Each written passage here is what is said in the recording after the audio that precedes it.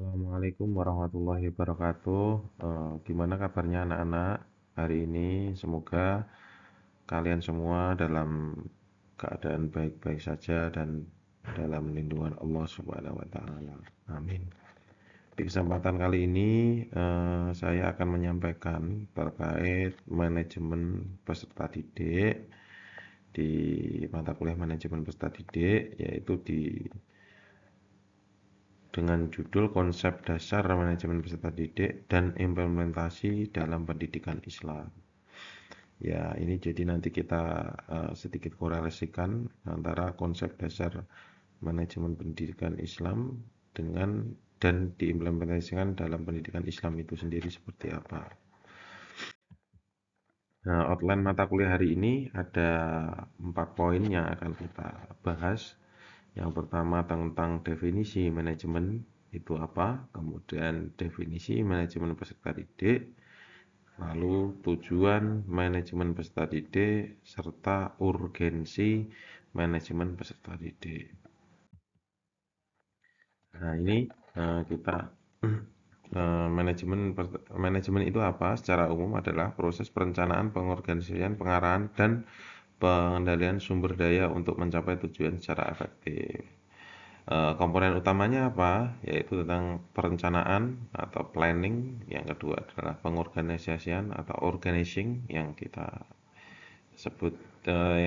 biasa sebut seperti itu. Kemudian pelaksanaan atau actuating, lalu pengendalian atau controlling. Jadi ini adalah 4 pokok manajemen yang tentunya ketika kita berbicara manajemen, artinya 4 komponen utama ini tidak akan terlepas, ya. Termasuk nanti ketika manajemen itu diterapkan di peserta didik. Manajemen peserta didik itu nanti seperti apa. Dan di bawahnya juga ada kaitannya dengan ayat Allah tentang ilmu manajemen, dan hendaklah takut kepada Allah orang-orang yang seandainya meninggalkan di belakang mereka anak-anak lemah yang mereka khawatir terhadap kesejahteraan mereka. Oleh sebab itu hendaknya mereka bertakwa kepada Allah dan hendaknya mereka mengucapkan perkataan yang benar. Quran Surat An-Nisa ayat 9. Nah, ini adalah definisi manajemen peserta didik ya. Jadi keseluruhan proses kegiatan yang direncanakan dan diusahakan secara sengaja atau sistematis serta pembinaan secara kontinu terhadap seluruh peserta didik agar dapat mengikuti proses pembelajaran dengan efektif dan efisien. Nah, poinnya apa? Yaitu berpusat pada peserta didik. Jadi ketika kita berbicara dengan terkait manajemen peserta didik, ya tentunya yaitu pusatnya adalah peserta didik itu sendiri. Kemudian eh, berkelanjutan dan sistematis, artinya terencana. Kemudian holistik dan komprehensif, artinya ini tidak hanya sekedar nanti peserta didik itu hanya dibekali hanya pengetahuan aja, tapi kita perlu juga membekali kemampuan religius, kemudian moral, spiritual seperti itu. Kemudian yang tidak kalah penting terkait tentang pengembangan potensi peserta didik itu sendiri. Dalam pendidikan Islam, manajemen pendidik adalah amanah untuk mengembangkan fitrah dan potensi sesuai nilai Islam. Jadi seperti itu. Nah, ini ruang lingkupnya apa? Yang pertama adalah perencanaan, penerimaan, pengelompokan, pembinaan, serta evaluasi. Jadi eh, yang kita bahas nanti ini. Jadi ada 5 poin ini, mulai dari perencanaan, analisis kebutuhan dan proyeksi jumlah, kemudian penerimaan, rekrutmen, seleksi, registrasi, sampai orientasi. Jadi sampai di situ ruang lingkup penerimaan, kemudian pengelompokan dan penempatan. Jadi klasifikasi kemampuan atau pembagian kelas biasanya ini terjadi di tingkat-tingkat SMP, tingkat SMA seperti itu, atau mungkin bisa terjadi tingkat SD yang rombolnya lebih dari satu. Kemudian pembinaan dan pengembangan, artinya pembinaan dan pengembangan ini adalah ya akademik, non akademik, karakter dan akhlak. Ini berkaitan dengan potensi-potensi anak ya, baik yang akademik atau non akademik. Jadi segala sesuatu terkait kegiatan anak akademik, non-akademik, kemudian pembentukan karakter dan akhlak itu harus difasilitasi semua oleh lembaga tersebut.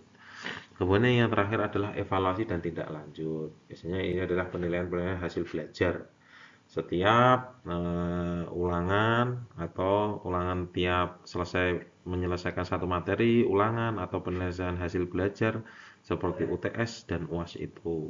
Tentunya itu tidak berhenti hanya di penilaian itu saja, jadi ada program remedial dan pengayaan bagi siswa-siswa yang tidak bisa menyelesaikan soal sesuai dengan KKM, jadi tidak mencapai nilai KKM. Nah, kemudian tujuan manajemen peserta didik dari aspek akademik, yang pertama adalah meningkatkan prestasi belajar. Kemudian mengembangkan kemampuan intelektual, ini jelas ya. Jadi dua aspek ini penting sekali untuk nilai pengetahuannya. Jadi meningkatkan prestasi belajar dan mengembangkan kemampuan intelektual. Kemudian yang kedua dari aspek karakter. Ini membentuk kepribadian akhlak mulia dan menanamkan disiplin dan tanggung jawab. Nah, ini penting sekali. Jadi tidak hanya pandai saja, jadi harus berakhlak mulia dan disiplin serta tanggung jawab. Kemudian aspek sosial, mengembangkan interaksi sosial dan membangun toleransi dan kerjasama. Selanjutnya, ini juga tidak kalah penting karena kita integrasikan dengan nilai-nilai Islam, tentunya ada aspek spiritual.